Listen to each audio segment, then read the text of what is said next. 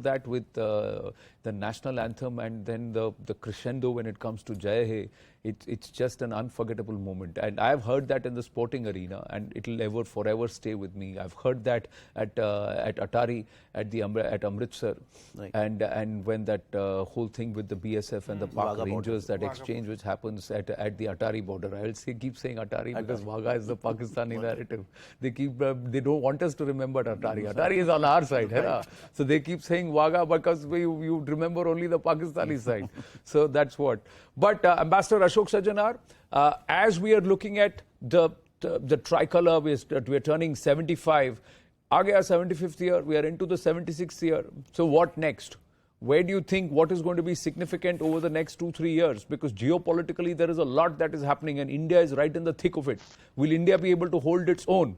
Many are looking at how we conducted ourselves in the Russia-Ukraine conflict, how we have conducted ourselves as far as the China-Taiwan conflict is concerned, or the entire China-Taiwan issue is concerned.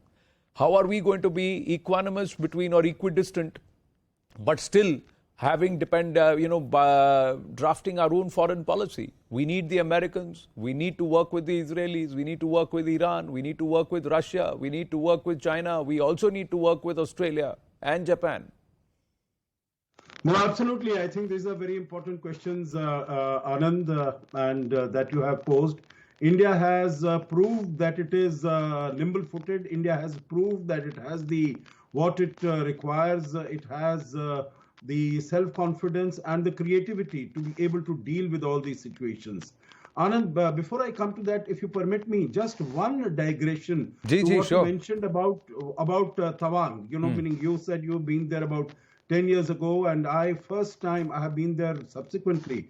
First time I went there about 20 years ago, and the condition of the infrastructure, the roads there, was absolutely pathetic because there were huge holes on the roads, and it was so very difficult to travel. And I was, when we went there, I was taken care of by the local establishment. They took all the care, and what they told me exactly, what you were told, that if we make a good infrastructure there, then it is going to facilitate when there is a war, when there is a conflict, the enemy soldiers to come there. But as we see that over the last 8 years, there has been a total shift in the mindset.